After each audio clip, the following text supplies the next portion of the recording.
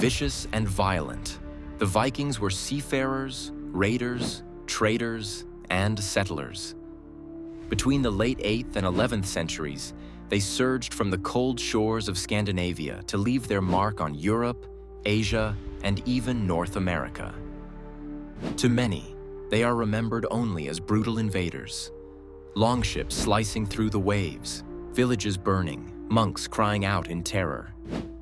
But the truth of the Viking world was far more complex, and their legacy far deeper than the raids etched into the chronicles of their enemies. The Vikings lived in a harsh land of fjords and forests, where survival demanded resilience.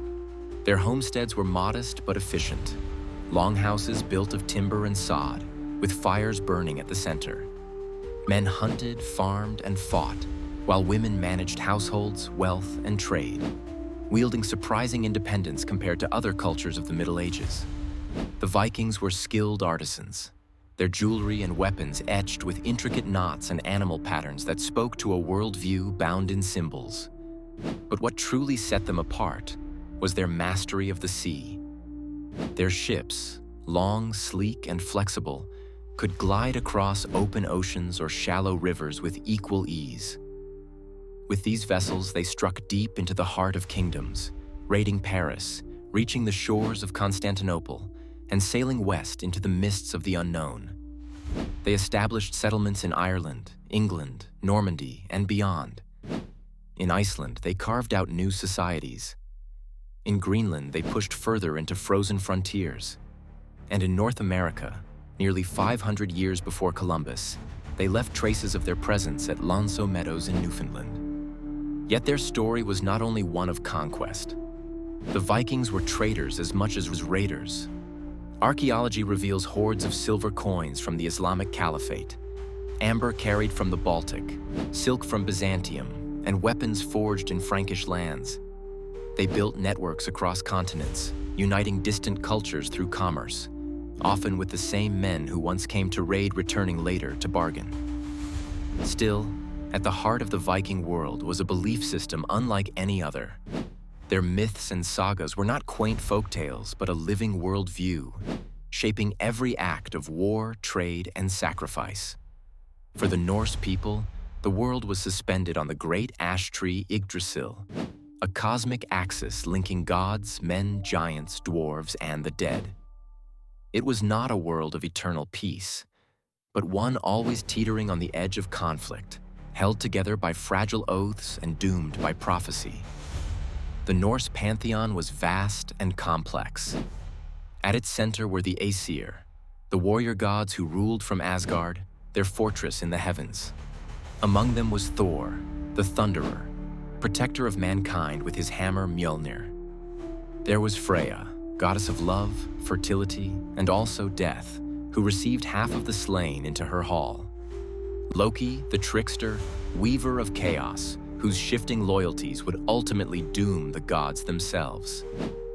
But above them all stood Odin, the All-Father, a god unlike any other, whose thirst for knowledge was matched only by his willingness to pay terrible prices for it. Odin was not simply a king of the gods. He was a wanderer, a seeker, and often a deceiver. Unlike the straightforward might of Thor, Odin's power came through wisdom, cunning, and dark arts. His stories, preserved in the Poetic Edda and Prose Edda, reveal a being both divine and unsettling, whose choices blurred the lines between greatness and corruption. He was called many names, more than 200, each reflecting a different mask. Grimnir, the Cloaked One; Bolverk, the Evildoer; Ygr, the Terrible. Each alias was a role he assumed as he walked the 9 worlds, manipulating mortals and gods alike. One of Odin's most famous sacrifices was the loss of his eye. He sought out Mimir's well, hidden beneath the roots of Yggdrasil, where the waters contained the wisdom of all ages. Mimir, the giant who guarded it, demanded a price. To drink, Odin plucked out his own eye, dropping it into the well.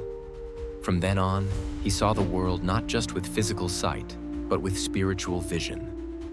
He gave up one kind of perception to gain another, a story mirrored in countless esoteric traditions of the third eye, of trading worldly clarity for hidden knowledge. But Odin's hunger for wisdom did not end there. His greatest ordeal came when he sought the secrets of the runes, the symbols of magic and power that governed fate itself.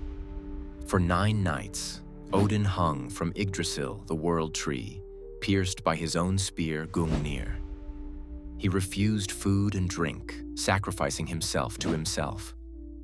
At the end of his torment, staring into the abyss, the runes revealed themselves to him. He seized them, bringing back to the world the power to carve destiny into stone, to bind or break, to heal or destroy. This act, sacrifice of self to self, is unique in mythology. It is not a gift from another god, not stolen like Prometheus stealing fire, but pulled from the void through agony and willpower. It echoes initiation rites of shamans, crucifixion stories of saints, and the archetype of the hanged man. Odin endured death-like suffering not for others, but for the knowledge that would make him supreme. And yet, Odin's hunger went even further, into the realm of the dead. The sagas tell us that Odin practiced necromancy, raising the spirits of the dead to question them.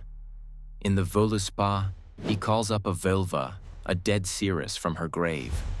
She reveals to him the fate of the gods, including the coming of Ragnarök, the doom of all. For Odin, even the silence of death was not beyond interrogation. He crossed boundaries others dared not, seeking secrets only the dead could provide.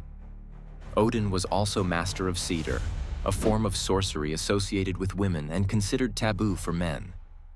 It was a magic of prophecy, manipulation, and weaving fate. Loki mocks him in the sagas for stooping to such practices, calling him unmanly. But Odin cared little for ridicule. In the pursuit of power, he shattered norms and embraced the forbidden. His companions reflected his duality. Hugin and Munin, his ravens, flew across the world each day to bring him thought and memory. Yet Odin confessed he feared losing Munin, memory, more than Hugin thought, suggesting that even a god feared the erosion of self. His wolves, Geri and Freki, sat at his side as he drank only wine, forgoing food. His 8-legged horse Sleipnir, born of Loki's trickery, carried him between worlds. Each animal was more than a companion. They were symbols of his boundless reach into realms physical and spiritual. Odin's role as ruler of the dead was no less unsettling. Warriors who fell in battle were carried by Valkyries to his hall, Valhalla. There they feasted and trained for Ragnarök, when they would fight once more at the end of all things. But Odin did not claim all the slain. Half went to Freyja's hall, Sessrumnir. Still, Odin's obsession with death was insatiable. Kings were sometimes sacrificed in his name, hanged or speared in imitation of his ordeal. Archaeological evidence suggests human offerings, echoing the grim price Odin demanded of mortals. Perhaps the most haunting image of Odin is his role in the wild hunt. In later folklore across Scandinavia and Germany, Odin was said to ride through the night sky at the head of a ghostly host. The dead, spectral hounds and lost souls followed him, a terrifying procession that brought plague, famine, or war to those who heard it. To peasants, the howl of the wild hunt was an omen of doom. To the faithful, it was proof that Odin's reach extended even beyond the grave. The sagas and myths portray Odin as both giver and taker, savior and destroyer. He gave men poetry when he stole the mead of inspiration from the giants, but he also brought madness, war, and frenzy. He was a god who blessed heroes, but also betrayed them, whispering false promises to manipulate battles for his own ends. Odin was never simply good or evil. He was both and beyond. To the Vikings, this complexity was not a flaw, but a reflection of the world itself. Life was harsh, fate was cruel, and the gods mirrored the paradoxes of existence. Asgard, the home of the gods, was not eternal. even as Odin sat in his hall, knowing all the wisdom he had gathered. He also knew his fate. At Ragnarok, he would lead his warriors against the giants, only to be devoured by the wolf Fenrir. His death was certain. His knowledge of the future was complete. Yet he sought to resist it anyway, gathering warriors, weaving spells, and raising the dead in a desperate struggle against inevitability. This is perhaps the greatest truth of Odin. He was not the All-Father because he was invincible, but because he faced the inevitability of doom with relentless will. He traded eyes, endured torment, bent taboos, and walked with the dead, not to escape death, but to arm himself and his people for the end. The Vikings who believed in him carried that worldview into their lives. They sailed into storms, knowing they might never return. They fought, knowing death was always near. Their myths and sagas were not escapism but reflections of reality. That life is struggle, fate is inexorable, and the only victory lies in meeting it with courage. And yet, Odin's darker aspects, his necromancy, his sorcery, his masks and deceptions, suggest another layer. Was the All-Father a god of wisdom, or a necromancer who would do anything to grasp forbidden truths? Was he a leader of the living, or a lord of the restless dead? The sagas never answer cleanly, leaving Odin shrouded in mystery, his one eye ever staring, piercing past the veil of time. In the end, Odin was more than myth. He was an archetype of humanity's greatest hunger, the willingness to sacrifice everything in the pursuit of knowledge and power, even if it means breaking the laws of gods, men, and death itself. And perhaps that is why his stories endure. Because buried in the sagas of the Vikings is not just the tale of a people long gone, but the reflection of our own struggle to understand, to control, to reach beyond the boundaries placed before us. Odin's eye still stares from Mimir's well. His ravens still fly across the world. His wild hunt still thunders in storms that sweep across darkened skies. And his voice still whispers from the sagas, reminding us of the cost of forbidden knowledge and what it means to be king of the gods, a true All-Father.